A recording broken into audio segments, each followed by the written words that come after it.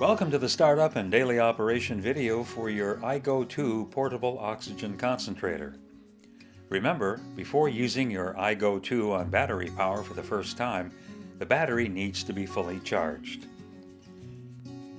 Connect the tubing to the oxygen outlet and cannula.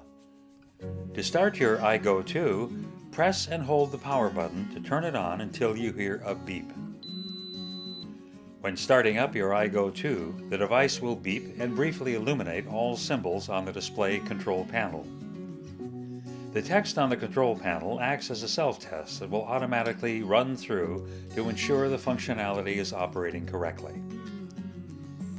The low oxygen symbol will stay illuminated until oxygen is in normal range, after which a green normal oxygen symbol illuminates. Properly position the cannula with the nasal prongs facing upward and insert the prongs into the nose. Wrap the cannula tubing over the ears and position in front of the body. The prescription setting on iGo2 will be shown on the main control panel. This should be set by your iGo2 medical equipment provider. The device has 5 settings.